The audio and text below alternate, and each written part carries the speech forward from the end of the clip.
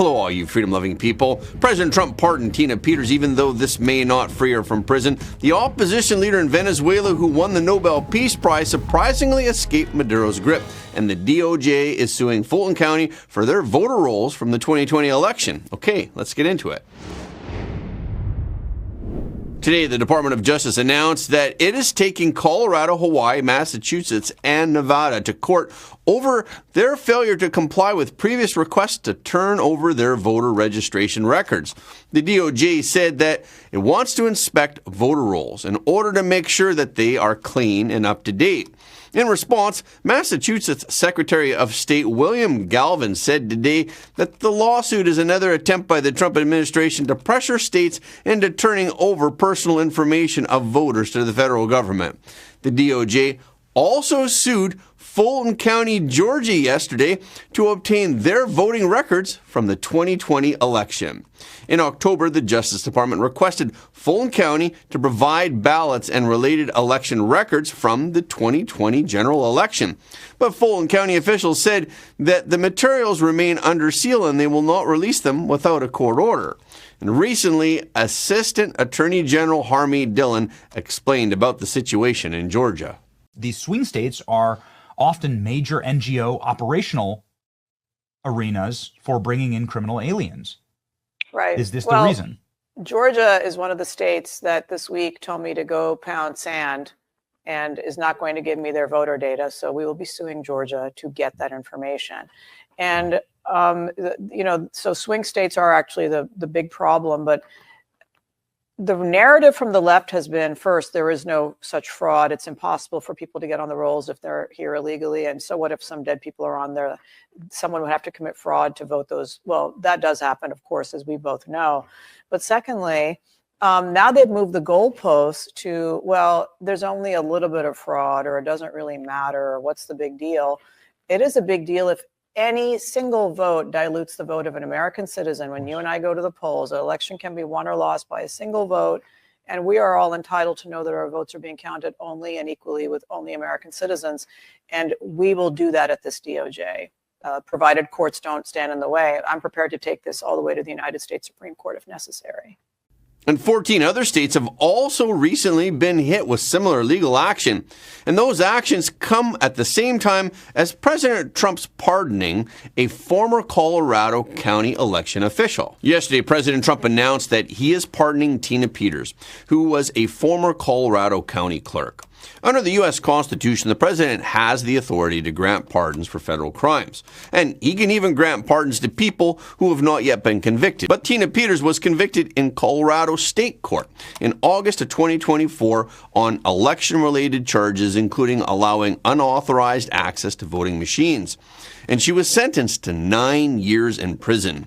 Peters previously said on her website that her efforts as Mesa County clerk were aimed at upholding election integrity by creating a forensic backdrop of the county election server. President Trump wrote on True Social, instead of protecting Americans and their tax dollars, Democrats choose instead to prosecute anyone they can find that wanted safe and secure elections. Democrats have been relentless in their targeting of Tina Peters, a patriot who simply wanted to make sure that our elections were fair and honest. Tina is sitting in a Colorado prison for the crime of demanding honest elections. But Colorado Governor Jared Polis said that President Trump's pardon was invalid in Tina Peters' case. After President Trump made his announcement, Polis wrote on X, "No president has jurisdiction over state law nor the power to pardon a person for state convictions. This is a matter for the courts to decide, and we will abide by court orders." Former New York City Mayor Rudy Giuliani offered a possible rationale for President Trump's pardon of Tina Peters.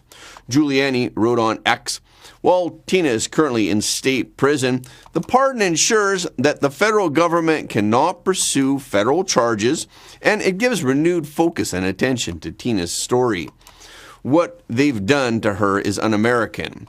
President Trump's pardon came just 2 days after an attorney for Tina Peters wrote a letter and told President Trump that she was attacked in prison.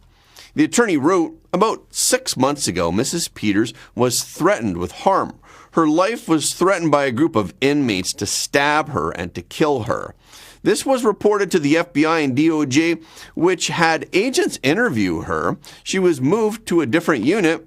The attorney also wrote, "In the new unit, she was attacked by other prisoners 3 times in different locations where guards had to pull inmates off of her. There's actually a safe unit where inmates who do not cause problems can be assigned." The attorney said that Peters had already applied for that unit, but she was rejected 6 times with no valid reason. Yesterday, CBS News reported on the court documents and exhibits from a recent federal trial that was related to the scandalous fraud in Minnesota. The documents show that Somali fraudsters in Minnesota wasted hundreds of millions of taxpayer dollars in one of the biggest COVID-19 fraud schemes. The documents show a spending spree in which defendants took taxpayer money that was meant to feed hungry children, and they used it to buy cars, property, and jewelry. A honeymoon in the Maldives, a fleet of luxury cars. Here's a box with more than $270,000 in cash. This was all evidence from a new trove of files obtained exclusively by CBS News, showing how a group of convicted Minnesota fraudsters spent taxpayer dollars. One text message reads, "You are going to be the richest 25-year-old.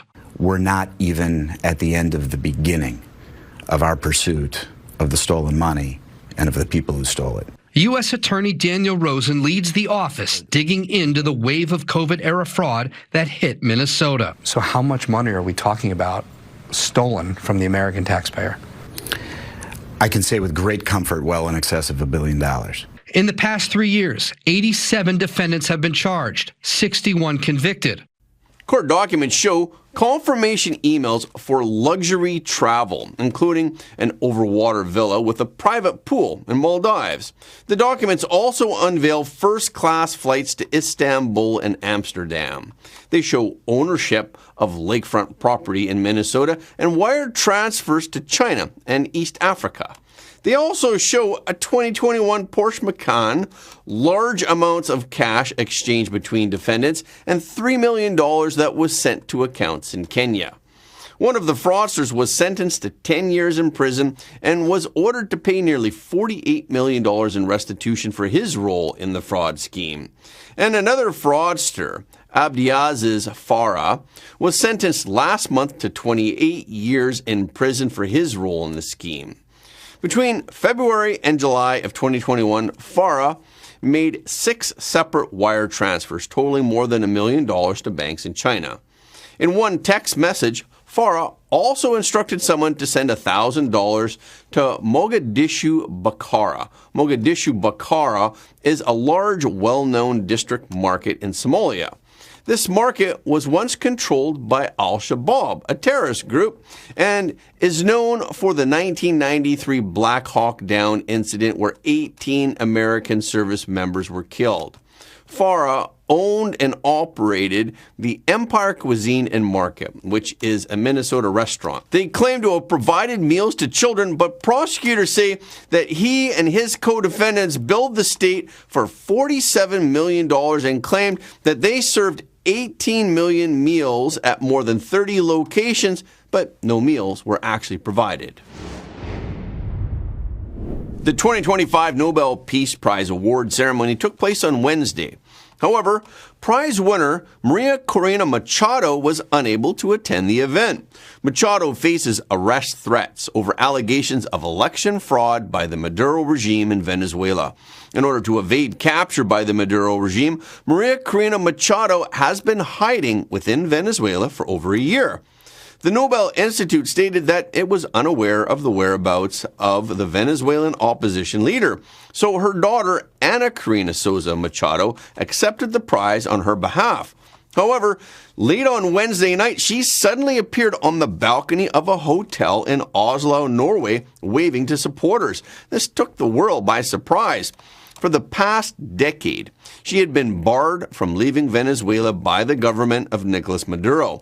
So, how did she manage to leave Venezuela? Her journey to Oslo unfolded like a movie about escaping, and it was nothing short of harrowing. According to CBS News, it was an American private rescue team which got her out of her country and safely on her way to Norway. And because of Machado's high profile, the operation was full of challenges. Brian Stern, a U.S. Special Forces veteran who heads the Gray Bull Rescue Foundation, said she has a very large target on her back. This is not a random shopkeeper who doesn't want to be in Venezuela anymore. This is moving around a rock star, wearing a wig and in disguise. Maria Corina Machado began her escape from Venezuela on Monday afternoon. She set off from the outskirts of Caracas toward a coastal fishing village. During a nerve-wracking 10-hour journey, Machado and her two companions successfully evaded 10 military checkpoints before finally reaching the coast just before midnight. Stern said, "No one's blood pressure was low throughout any phase of this operation, including mine." Subsequently, they boarded a common wooden fishing boat and traversed the Caribbean Sea to Curacao amidst fierce winds and turbulent waves. The rough seas and dark skies on Tuesday night were perfect for operating covertly, though. But the journey was fraught with danger. Stern recalled by saying, "It was dangerous. It was scary.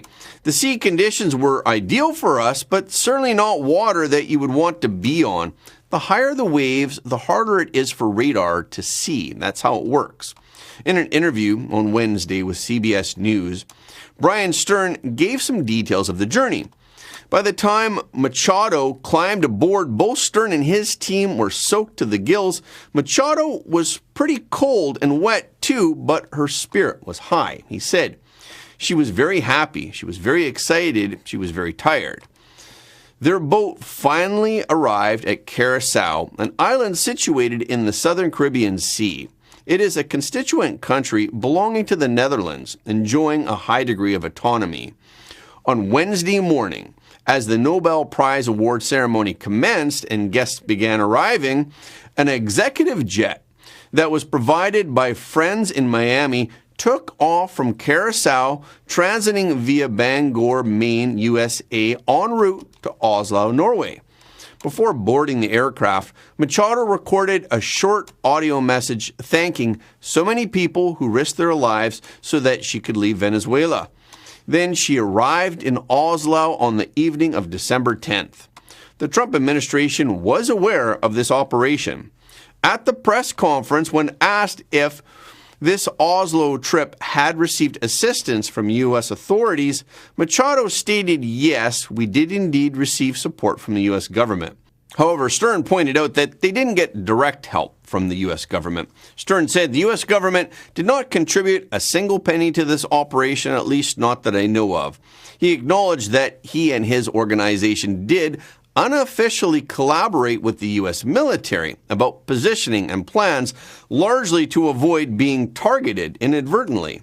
While Machado was crossing the Caribbean Sea, 2 U.S. Navy F-18 fighter jets entered the Gulf of Venezuela and performed close-range maneuvers near their route for approximately 40 minutes. When she was asked about reports that a private extraction specialist contracted by the Trump administration had met Machado in Curacao, Stern told CBS News that he is the contractor who specializes in extractions. He said, "I've never been hired by Donald Trump."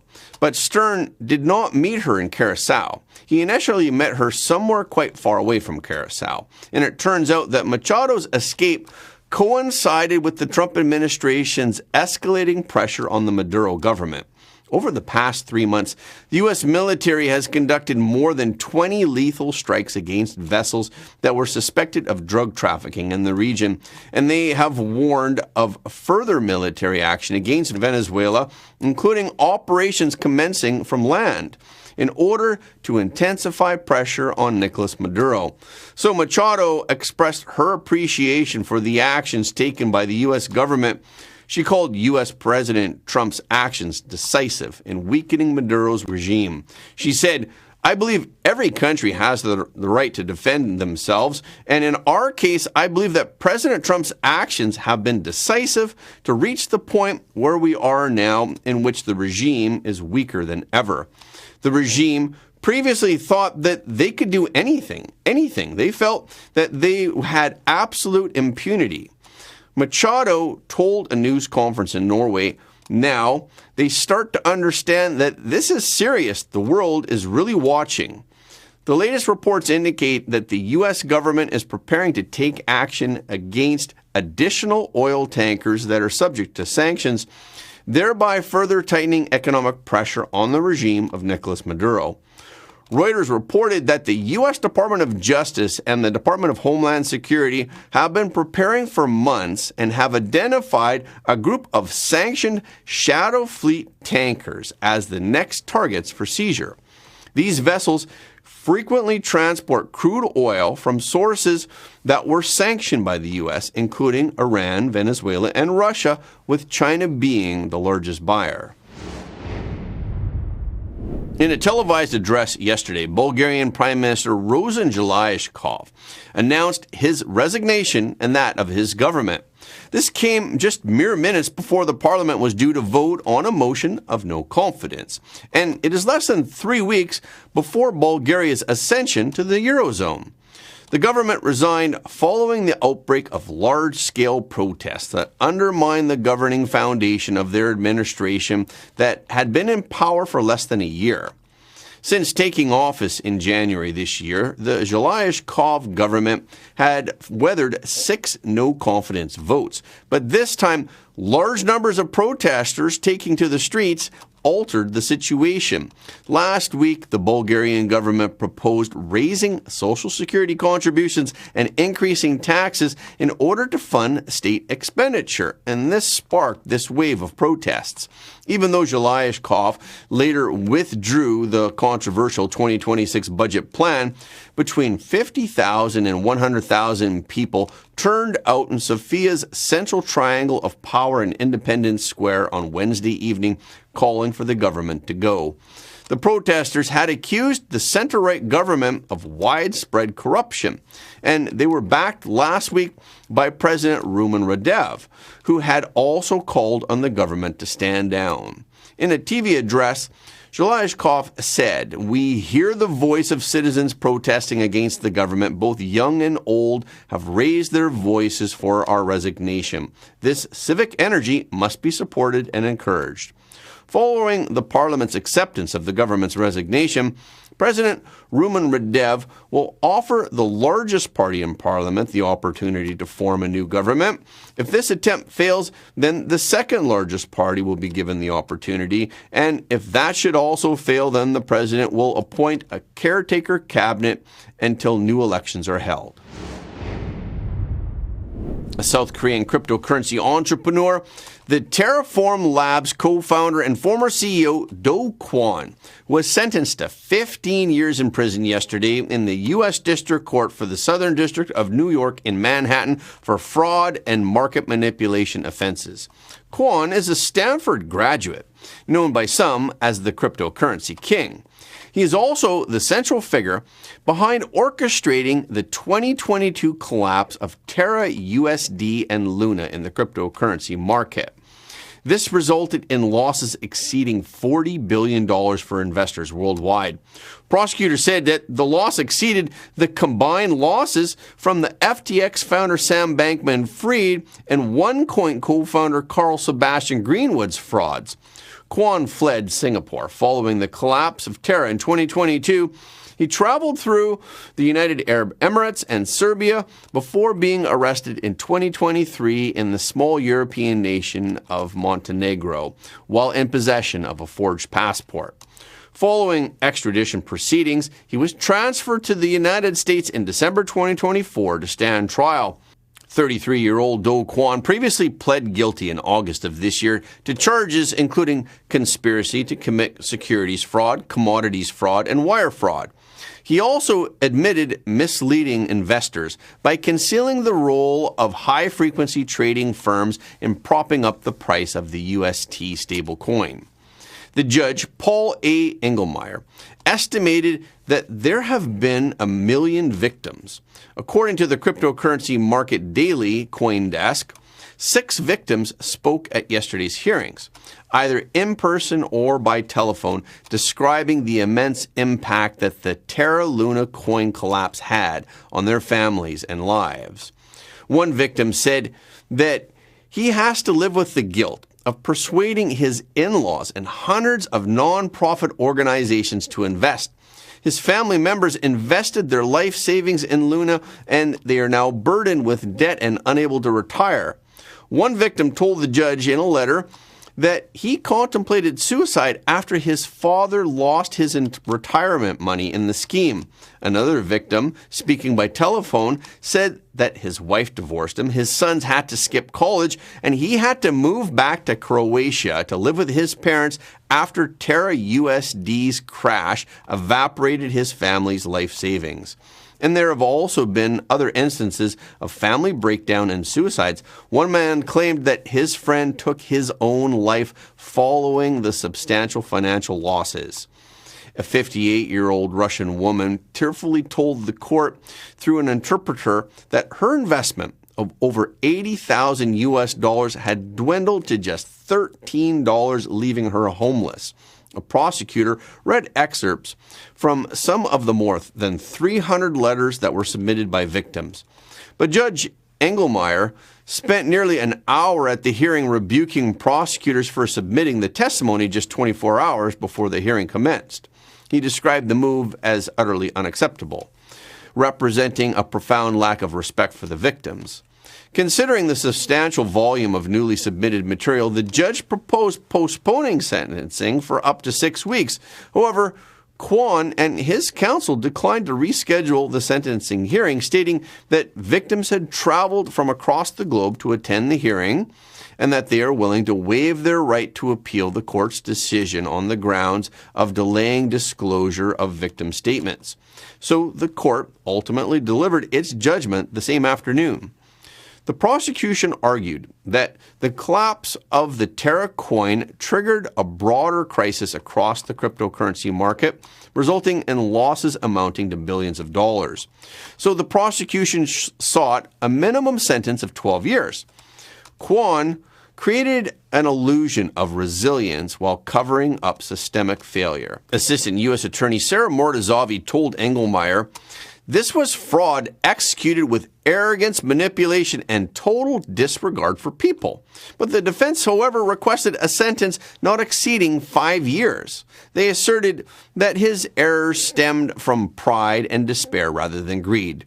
The judge said that the defense lawyer's suggestion was utterly unthinkable and wildly unreasonable, adding that it was so implausible, even the government's suggested sentence of 12 years, he said, was not enough to deter either Kwan himself or future Do Kwans from committing similar frauds. When addressing the court during his sentencing hearing, Kwan reiterated his guilt in the scheme. He said, "The blame should be pointed at me. I have spent almost every waking moment of the last few years thinking of what I should have done differently and what I can do now to make things right." In a statement after the sentencing hearing, Jay Clayton, who runs the DOJ's Southern District of New York branch, said Do Kwon devised elaborate schemes to mislead investors and inflate the value of Terraform's cryptocurrencies for his own benefit. When his crimes caught up with him, Kwon embarked on a deceptive public relations campaign to cover up his fraud, laundered the proceedings of his illegal scheme, and sought to purchase political protection in foreign countries to evade criminal prosecution. Let there be no mistake. Fraud is fraud, whether it takes place on the streets, in our securities markets, or in our emerging and important digital asset ecosystem. Under the plea agreement, Kwon has agreed to forfeit $19.3 million and pay civil penalties of up to $80 million. Furthermore, as part of his $4.55 billion settlement with the Securities and Exchange Commission, he will be barred from engaging in cryptocurrency trading. And that's a wrap for this episode. Thank you so much for your support of Front Page. Please remember to leave a comment below the video. This is really helping us to be seen all around the world. The more people who watch Front Page, the more freedom-loving people the world will have. And please hit the like button and hit the notification bell after subscribing, and please share this video with your friends and family because everybody deserves to know the truth.